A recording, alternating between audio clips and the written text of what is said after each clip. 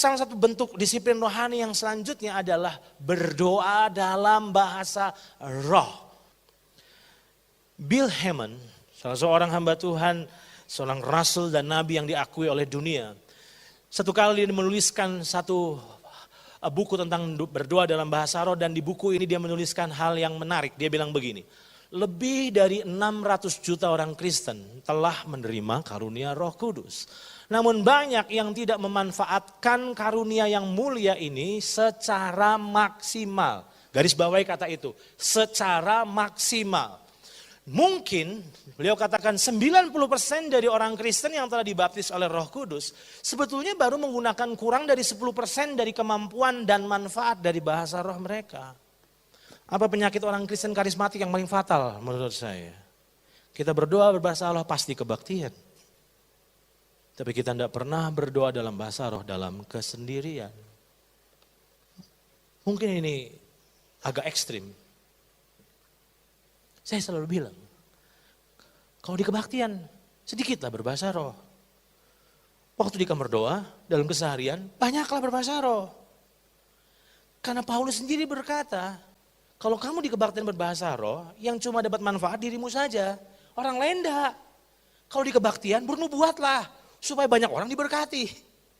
Jadi bukan berarti di kebaktian dilarang berdoa dalam bahasa roh, tapi manfaatnya cuma yang rasain dirimu sendiri. Orang-orang karismatik itu latah sekali menurut saya.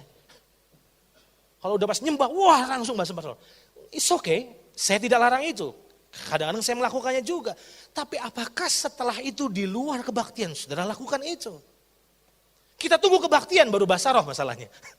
Kita tunggu momen yang tepat untuk berdoa dalam bahasa roh. Saya mau katakan, untuk kita bisa berdoa dalam bahasa roh, mau tidak mau, saudara harus mendisiplin dirimu. Dan tidak mudah, tapi ternyata bisa. Saya ingatkan diri saya, hari ini saya belum berdoa bahasa roh ternyata. Aduh, saya lupa. Saya doa. Nah, ayatnya apa? Coba saudara lihat ayat ini. 1 Korintus pasal 14 ayat yang keempat, perhatikan. Siapa yang berkata-kata dengan bahasa roh, ia membangun apa saudara? Dirinya sendiri. Tetapi siapa yang bernubuat, ia membangun jemaat. Terjemahan bahasa Indonesia sehari-hari firman Tuhan bilang begini. Siapa yang berkata-kata dalam bahasa roh, kalau di dalam terjemahan Alkitab sehari-hari bilang ia membangun dirinya sendiri. Tapi dalam terjemahan bahasa Indonesia sehari-hari menguatkan dirinya sendiri saja. Dalam terjemahan firman Al-Hidup menolong dirinya sendiri mendapat pertumbuhan rohani. Saya mau tanya sama saudara. Saudara setuju bahwa ketika kita berdoa dalam bahasa roh kita sedang membangun roh kita? Setuju? Saya mau tanya, kata membangun itu butuh konsisten tidak? Kalau saudara tidak konsisten membangun, kapan jadinya? Saya memulai renovasi rumah di akhir bulan Februari. Konsisten dikerjain tiap hari kecuali hari Minggu, selesai dalam 4 bulan. Sudah jadi. Pertanyaan saya, kapan saudara kuatnya? Kalau saudara berdoa dalam bahasa roh pas mood. Aduh, kalau pas lagi feel-nya dapat nih, berdoa. Saya mau katakan, berdoa dalam bahasa roh tidak ditentukan oleh feelingmu, tapi keputusanmu. Saya sangat sedih ketika ada banyak orang yang sudah dapat karunia bahasa roh, tapi tidak pernah menggunakannya secara maksimal.